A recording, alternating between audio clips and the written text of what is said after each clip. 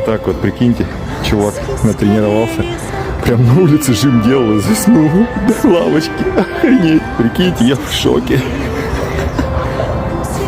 Бро, ты там живой?